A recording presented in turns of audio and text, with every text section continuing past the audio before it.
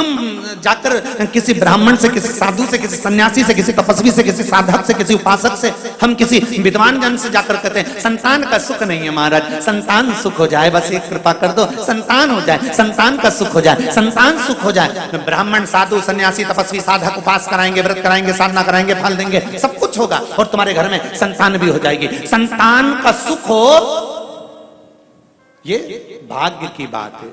संतान सुख हो ये भाग्य की बात है, पर संतान से माता पिता को सुख हो ये सौभाग्य की बात है। संतान के द्वारा माता पिता को जो सुख मिलता है उसका आनंद कुछ दूसरा ही होता है। हम कहते हैं कहीं जाओ मत जाओ, पर बूढ़े माँ बाप के पास एक बार रोज सोने से पहले 15 मिनट बैठ कर जरूर आओ। वो क्या दे जाएंगे उसका भरोसा नहीं है।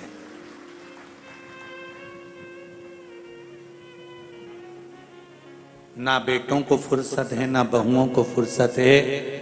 बच्चा कुचा था तो ये मोबाइल और फुर्सत बंद कर दिया। ना बेटों को फुर्सत है, ना बहुओं को फुर्सत है, ना पोतों को फुर्सत है, ना पोती को फुर्सत है, ना किसी रिश्तेदार को फुर्सत है। पर निवेदन है, जब माता पिता बूढ़े हो जाएं, बुजुर्ग हो जाएं, घर के प्रत्येक व्यक्ति को सोने जाने से पहले एक नियम बना लेना चाहिए कि मैं 15 मिनट 5 मिनट मेरी मम्मी के पास जाकर बैठूंगा, मेरे पापा के पास जाकर बैठूंगा, मेरे बाबूजी के पास जाकर बैठूंगा, मैं दादाजी के पास जाकर बैठूंगा। उनके पास में देने के लिए कुछ नहीं होगा, क्योंकि सारी दौलत, सारा धन, सारी दुकान, सारा व्यापार, सारा व्यवसाय, सब कुछ तुम्हें सौंप चुका है तुम्हारा पिता, तुम्हारी माता, सब कुछ तुम्हें दे दी। लाकर में चाबी भी लगाने तुम जाते हो, अलमारी खोलने तुम जाते हो, चाबी लगाने तुम जाते हो, सब कुछ माता पिता ने तुमको दे दिया। अब एक काम करो, तुम्हारे माता पिता के पास में धन भले नहीं होगा, वैभव भले ना होगा, पर रोज प्रतिदिन सोने से पहले अगर 10 मिनट तुम माता पिता के पास जाकर बैठोगे तो ये शिव महापुराण की कथा कहती है कि वो धन भले नहीं देगा, पर दिल से जाते जाते आशीर्वाद दे दिया तो जीवन सार्थक हो जाएगा। सार्थक।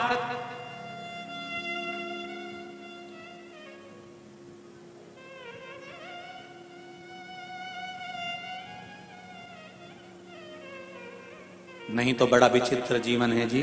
बेटी एडीलैंड में, बेटिया है न्यूयॉर्क, और ब्राइट बच्चों के लिए हुआ बुढ़ापा डार्क। ओ काका क्या करोगे, ये रुपया कहाँ धरोगे? ओ काका क्या करोगे, ये रुपया कहाँ धरोगे? कहाँ धरोगे इस धन?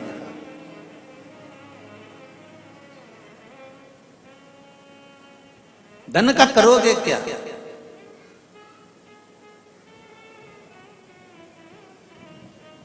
एक बात हम हमेशा कहते हैं, दुनिया की सारी मिठाई एक तरफ रख दो और छोटे बच्चे के लिए माता का स्तनपान एक तरफ रख दो। बच्चे को वो मिठाई में सुख नहीं होगा जो माता के स्तनपान में सुख होगा। माता के स्तनपान में जो सुख होगा।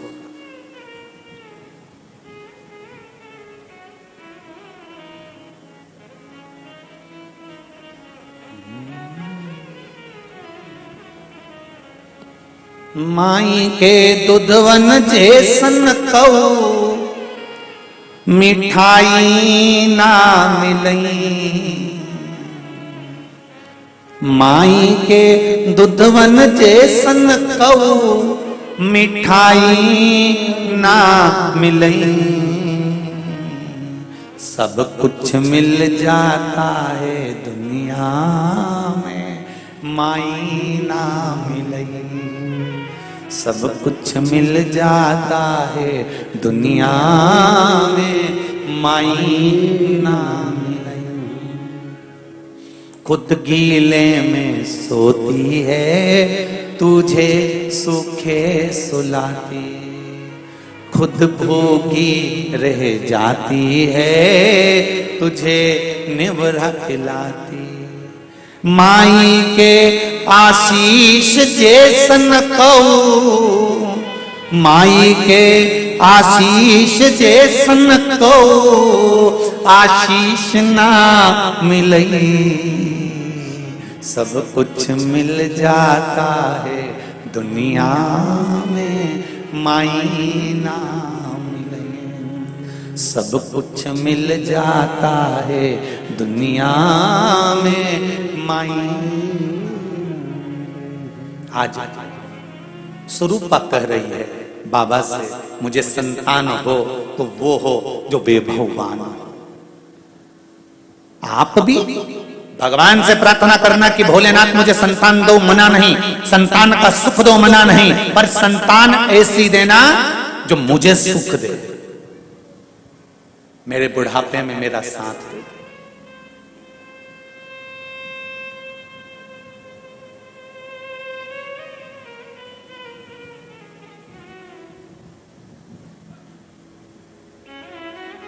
मेरा साथ जो दे, खूब पढ़ाओ बेटे को।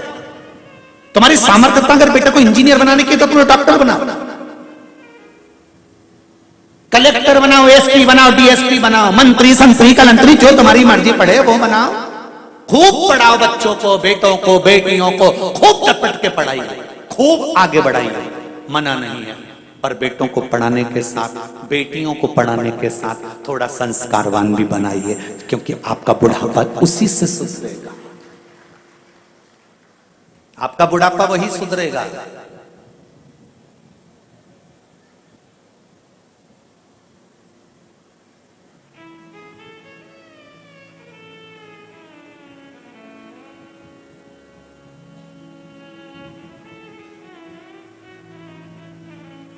मेरा तो एक निवेदन रहा है, कोर्ट में भी, कोर्ट मैरिज में एक काम कर देना चाहिए।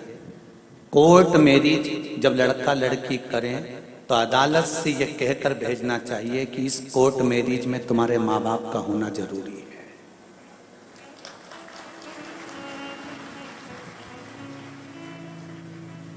बाप का घर कोई रेस्टोरेंट नहीं है कि 20 साल तक माँ बाप अपनी बेटी को पाल पोस कर बड़ा करें, 20 वर्ष तक माँ बाप अपनी बेटी को पढ़ाएं लिखाएं, करोड़ों का धन लगाएं, खूब सुंदर सुंदर आभूषण, रतन, माणिक, मोती, और माँ बाप उस बेटी को पाल पोस कर बड़ा करें। और 20 साल की जब बेटी हो जाए तो अपनी मन से कोर्ट पहुंचे और किसी के साथ में शादी कर कर चली जाए। माँ बाप, बाप का घर है, कोई रेस्टोरेंट या होटल नहीं है। इसलिए अदालत में हो जाना चाहिए कि कोर्ट मेरी जब होगी जब तुम्हारे माँ बाप होंगे जिन्होंने 20 साल तक तुम्हें पाल पोस कर बड़ा करा है।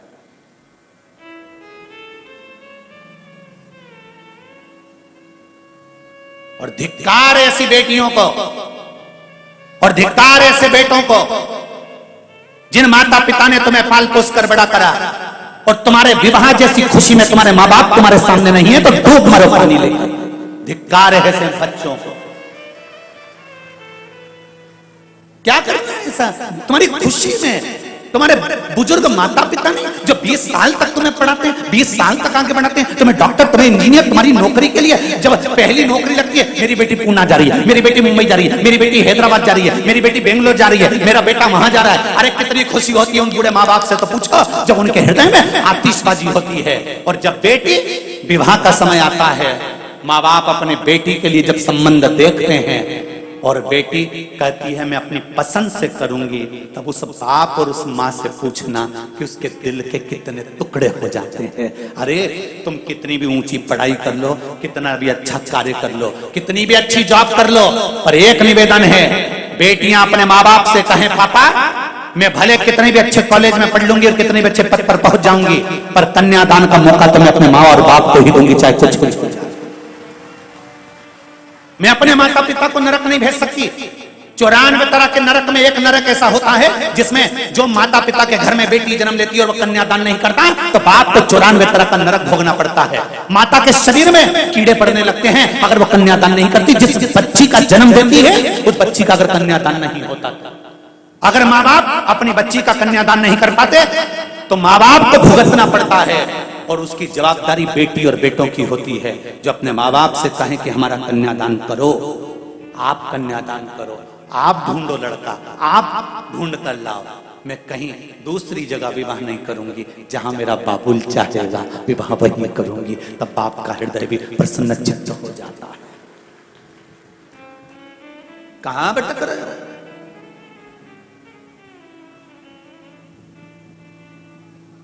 सियोर वाले महाराज की थोड़ी सी बातें लोगों को बुरी जरूर लगती है, भले लग जाए। एक बार कोरोना की वैक्सीन लगवा लोगे तो कोरोना अटैक नहीं करेगा। ये वही वैक्सीन है, थोड़ा सा लग गया तो जीवन की सार्थकता हो जाएगी, जीवन का आनंद प्राप्त हो जाएगा। बाप का घर है, पिता का घर है, ये होटल नहीं है। और उस पिता के घर का एक आनंद की अनुभूति सुख देने वाली है। स्वरूपा ने कहा कि मेरे घर में संतान हो, वो संतान वैभववान हो। मेरे घर में औलाद हो, वो औलाद वैभववान हो। और शिव जी ने कहा, स्वरूपा तेरे गर्भ से जो संतान होगी वो संतान कोई साधारण नहीं होगी।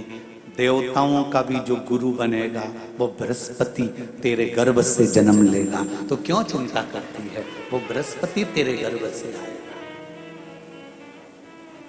आया।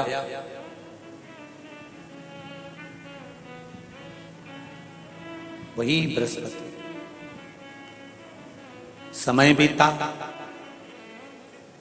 शंकर भगवान की आराधना बृहस्पति भगवान ने काशी में करी। बृहस्पतेश्वर महादेव काशी में विराजमान। कौन से महादेव? जम के बोलिए जरा। बृहस्पतेश्वर महादेव काशी में विराजमान है।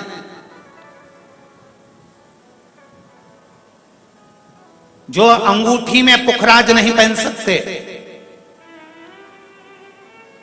जिनकी भाग्य रेखा उल्टी चल रही हो, बृहस्पति चमक ही नहीं रहा हो, जिस काम में हाथ डालते हैं वो काम पूरा ही नहीं होता हो, तो एक बार काशी जाना, बृहस्पतिश्वर महादेव का स्पर्श करना, उनका अभिषेक पूजन करना और उनका स्पर्श कर एक बेलपत्र ब्राह्मण देवता से मांग कर लेकर जाना कि इन बृहस्पतिश्वर महादेव से मुझे एक बेलपत्र दे दो।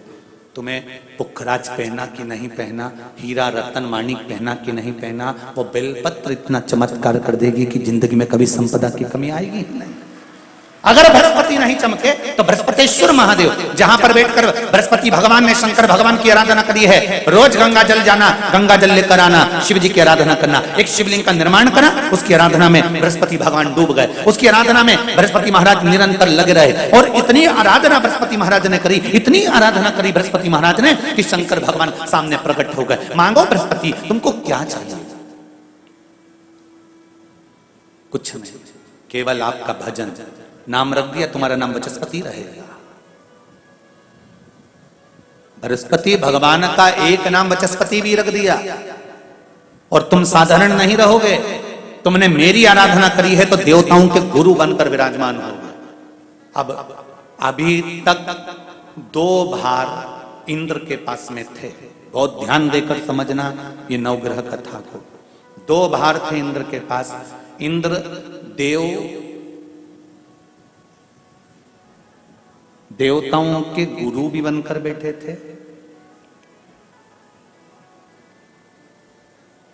देवगुरु बृहस्पति की जगह पूर्व में इंद्र ही देवगुरु का पद संभाल रहे थे और देवराज का पद भी इंद्र के पास में था। कौन कौन से पद थे? जम के बोलो जरा। पहला पद देवराज इंद्र का, दूसरा पद देवगुरु, देव गुरु का पद भी इंद्र के पास में था और देवराज का पद भी इंद्र के पास में था। ये 2 पद जब होता है साधारण भाषा में आप ले लीजिए, किसी के पास में अध्यक्ष का पद भी है, किसी के पास में और कहीं का पद भी है, 2-3 पद उसके पास में विराजमान है, तो उसके पास में 2-3 पद अगर विराजमान है तो फिर उससे अगर एक पद ले लिया जाता है तो उसको अहंकार आ जाता है, उसको गुस्सा आ जाता है कि बताओ अभी तक तो मुझे पूछा जा रहा था, अब तुम तो वो पद पे भी जान दो। जैसे तुम किसी कुर्सी पर बैठे हो, कथा सुन रहे हो और इतने में कोई रिश्तेदार बाहेती जी का आ गया और तुम बढ़िया आराम से बैठे थे और बैठे बैठे इतने में बाहेती परिवार से कोई आया और उसने तुमको उठाया, प्लीज थोड़ा सा और तुम्हें उठाकर दूसरी जगह बिठा दिया और उन्होंने अपने वाले को कुर्सी पर बिठा दिया। अब बोलो, जो उठा, जिसको उठाया था, उसका भगोने जैसा मुंडा हुआ कि नहीं हुआ? अरे बोलो तो, अपन दूर कथा नहीं जाते, कथा अपन अपने ऊपर लेके चलो कि अपन कैसे समझें इस कथा को। बहुत अगर गहन तत्व की कथा सुनेंगे तो समझ में आएगी नहीं। यहां से सुनी, यहां से निकाल दी, बच्ची कुछ थी ऊपर से निकल गई और मालूम पड़े थोड़ी देर बाद माताएं कुर्सी पे बैठी बैठी। अब फिर तो अपन तो अपने पर लेकर चलो ना, कि जैसे कोई आप कुर्सी पर बैठ गए और इतने में इनके रिश्तेदार कोई आए और आने पर उन्होंने कहा दिया तुम यहां से उठो, दूसरी जगह जाके बैठो। इतने में तुमको बुरा लग गया, बुरा लगा, मुंह भगोने जैसा हो गया, गुस्सा आ गया। उसी तरह इंद्र के पास में दो सत्ता थी, एक देवराज इंद्र थे और दूसरे गुरु का पद भी इंद्र के पास में था। देवताओं के गुरु बनकर इंद्र घूम रहे थे, पर अब उल्टा हो गया। शंकर भगवान ने बृहस्पति महाराज को देव गुरु बना दिया।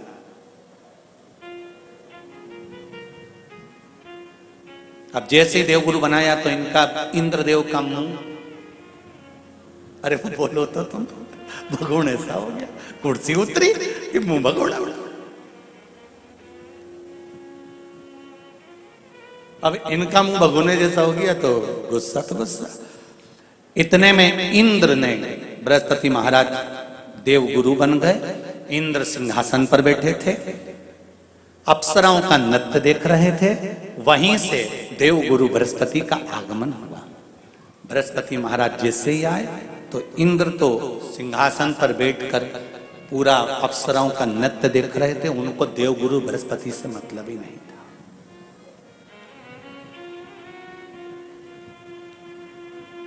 कोई स्थान नहीं, कोई सम्मान नहीं, कोई आदर नहीं, कोई आदर नहीं। जिसको घर के बड़े बुजुर्ग सम्मान देते हैं, घर के बच्चों का भी फर्ज है कि उसका सम्मान बच्चे करें। सही है कि गलत है? घर के बुजुर्ग उसका सम्मान दे रहे हैं ना, घर के बड़े उसका सम्मान कर रहे हैं ना, तो घर के बच्चे कहते हैं नहीं, वो तो हमारे लिए गलत सोचता है, हमेशा हमारे लिए अपशब्द बोलता है, हमेशा आड़ा टेढ़ा बोलता है। तो घर के बुजुर्ग कहते हैं तुम्हें क्या करना है, जब हम सम्मान दे रहे हैं तो तुम भी दो, हम आदर कर रहे हैं तो तुम भी करो।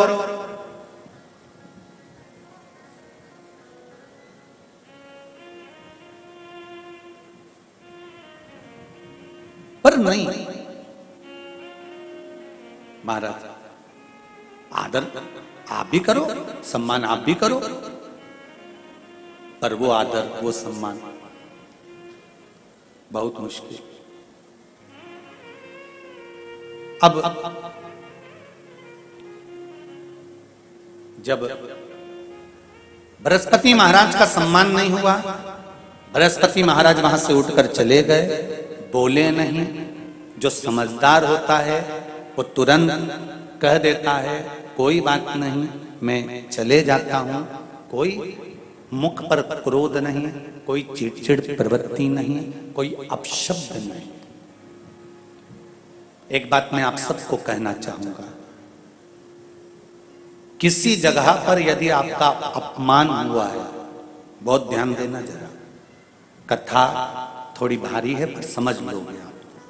किसी जगह पर यदि आपका अपमान हुआ है तो आप भगवान शंकर को धन्यवाद देना कि मैंने पूर्व में किसी का अपमान करा होगा तो मेरा हिसाब आपने इतनी जल्दी बराबर कर दिया है, इतनी जल्दी बराबर कर दिया। ये थोड़ा सा अपमान मेरा कराया, मेरा हिसाब बराबर हो गया। कोई गाली दे रहा है, देने दो, शंकर भगवान को धन्यवाद देना, बाबा बड़ी कृपा करी, मैंने पूर्व में इसको गालियां दी होंगी, अपशब्द कहा होगा तो इसने मुझे पलट कर गाली दे दी, अपशब्द कह दिया। ये तेरी कृपा है, ये तेरी दया। और जब तक तेरी करुणा, तेरी कृपा, तेरी दया नहीं हो तब तक कुछ हो ही नहीं सकता। तेरी कृपा,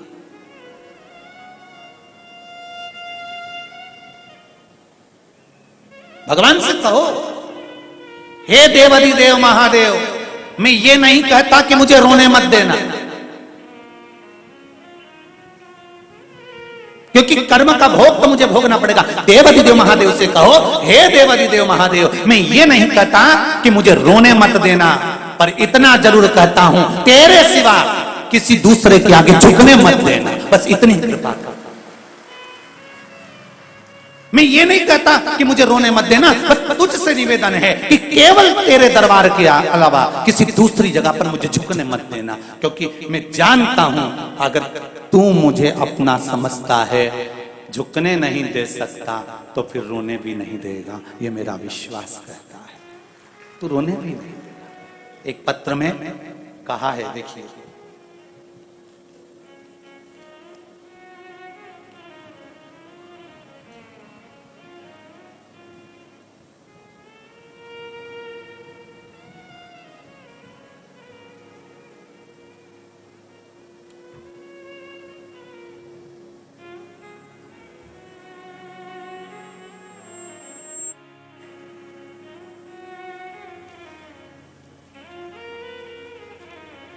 मीना सोनी हैदराबाद से हैं, महाराष्ट्र लातूर की हैं।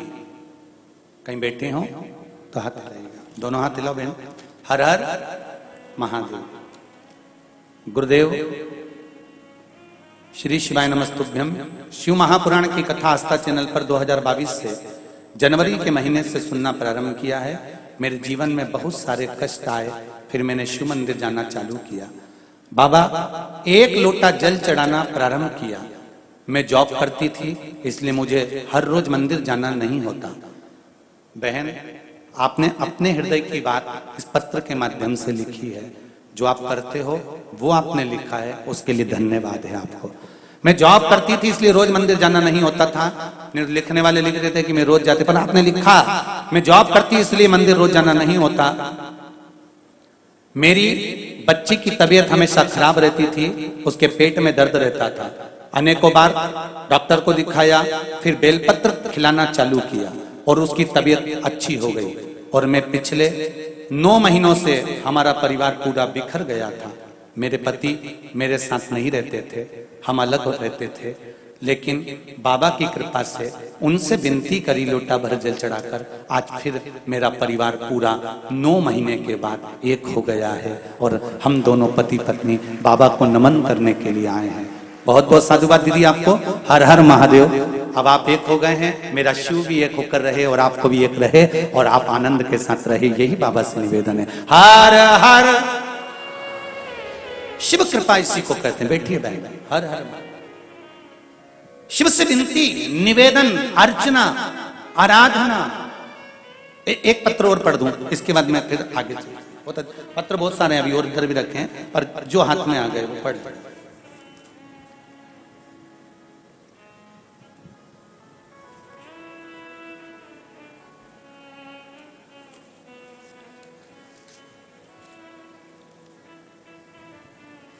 मैं राम सागर तिवारी गोरखपुर से हूं, हैदराबाद में रहता हूं। कहीं बैठे हैं राम सागर जी? आप ही हैं? दोनों हाथ हिला दीजिए। हर हर महादेव। मैं राम सागर तिवारी गोरखपुर से हूं, हैदराबाद में रहता हूं। मैं आपकी कथा टीवी पर सुन रहा था, आपका प्रश्न करना चाहता था। भोले बाबा की कृपा से आपका दर्शन हो गया। गुरुजी, आपने जो बेलपत्री का उपाय बताया था वो मैं करना चालू किया। बाबा की कृपा से मेरा शुगर नॉर्मल हो गया, कोई दवाई नहीं लिया था। गुरुजी, मेरा बाबा से यही प्रार्थना है कि मेरा बेटा 10वीं में है, वो भी बाबा की कृपा से आपकी भक्ति में और अच्छे नंबर से उत्तीर्ण हो। अब शुगर ठीक है आपकी? शुगर लेवल में है? बाबा की कृपा ऐसी ही बनी रहे, विराजमान होइए। हर हर महादेव। बैठिए बैठिए बैठिए। हर हर महादेव। शिव कृपा, शंकर की दया।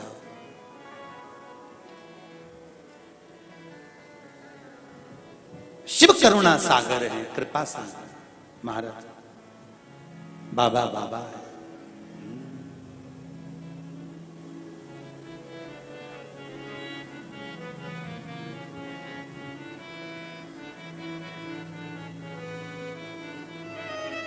बाबा शिव की कृपा है, शंकर के दान।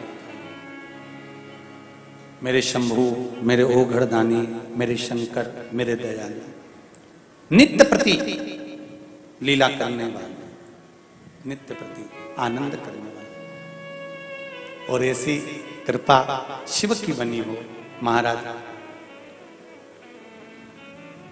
मैंने तेरे ही भरोसे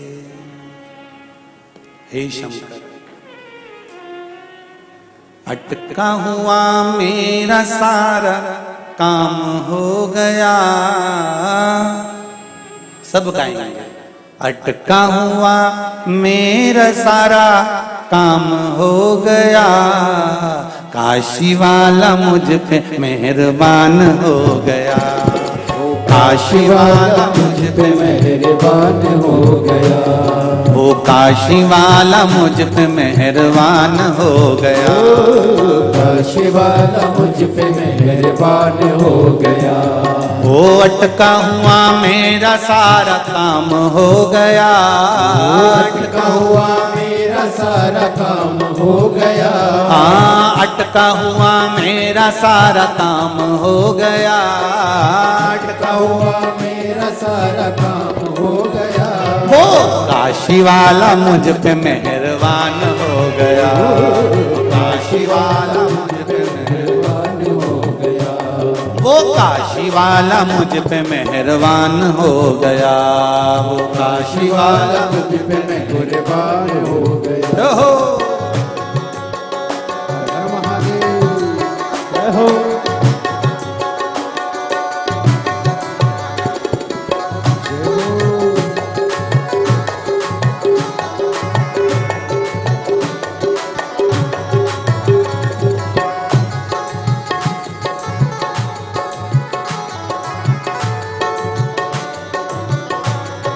जय हो।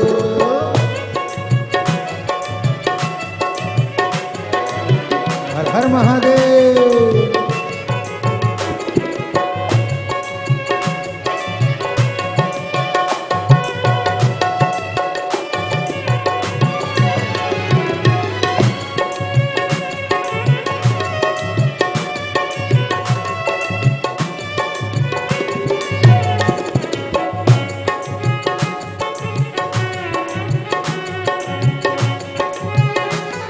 दोनों हाथों से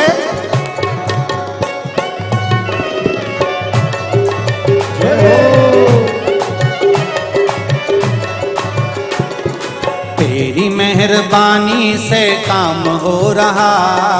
तेरी मेहरबानी से काम हो रहा। हो दुनिया में जब से मेरा नाम हो रहा। दुनिया में जब से मेरा नाम हो रहा। अरे काशी वाला मुझ पे मेहरबान हो गया। काशी वाला मुझ पे मेहरबान हो गया। अरे काशी वाला मुझ पे मेहरबान हो गया। काशी वाला मुझ पे मेहरबान हो गया। अटका हुआ मेरा सारा काम हो गया। अटका हुआ मेरा सारा काम हो गया। हाँ, अटका हुआ मेरा सारा काम हो गया। अटका हुआ मेरा सारा काम हो गया। ओ काशी वाला मुझ पे मेहरबान हो गया। काशी वाला मुझ पे मेहरबान हो गया। वो काशी वाला मुझ पे मेहरबान हो गया। काशी वाला मुझ पे मेहरबान हो गया। हर महादेव।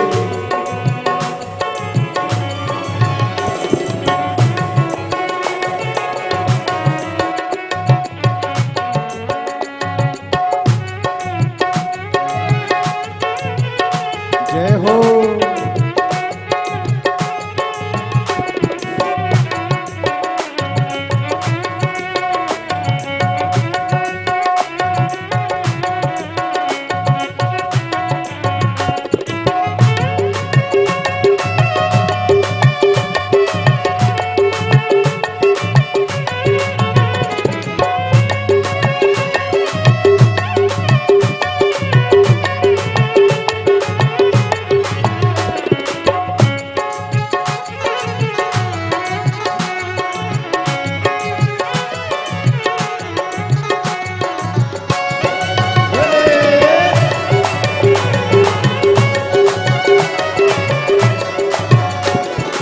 तेरे दुआरे से पाया है सब कुछ, तेरे दुआरे से पाया है सब कुछ, ओ तेरे ही दर से ये पाया है सब कुछ, तेरे ही दर से है पाया है सब कुछ, तेरी कृपा से सब काम हो गया, तेरी कृपा से सब काम हो गया, हाँ तेरी कृपा से सब काम हो गया, तेरी कृपा से सब काम हो गया, वो काशी वाला मुझ पे मेहरबान हो गया, काशी वाला मुझ पे मेहरबान हो गया, ओ काशी वाला मुझ पे मेहरबान हो गया, काशी वाला मुझ पे मेहरबान हो गया, अटका हुआ मेरा सारा काम हो गया, अटका हुआ मेरा सारा काम हो गया, ओ अटका हुआ मेरा सारा काम हो गया, अटका हुआ मेरा सारा काम हो गया, वो काशी वाला मुझ पे मेहरबान हो गया, काशी वाला मुझ पे मेहरबान हो गया, ओ काशी वाला मुझ पे मेहरबान हो गया, काशी वाला मुझ पे मेहरबान हो गया।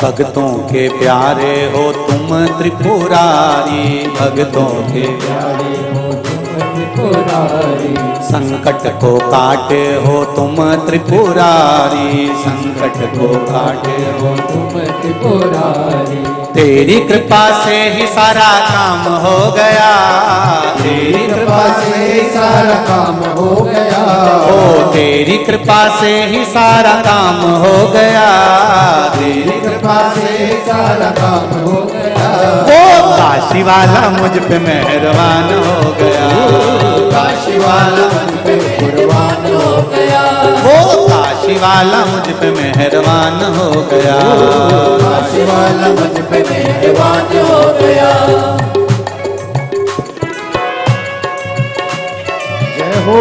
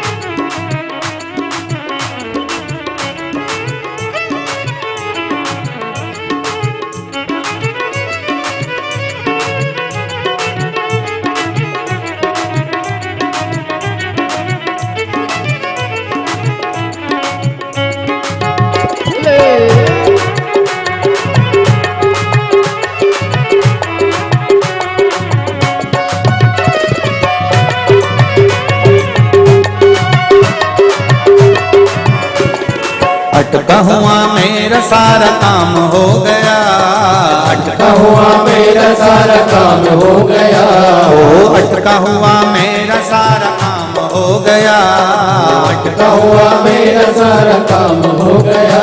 वो काशी वाला मुझ पे मेहरबान हो गया, वो काशी वाला मुझ पे मेहरबान हो गया, वो काशी वाला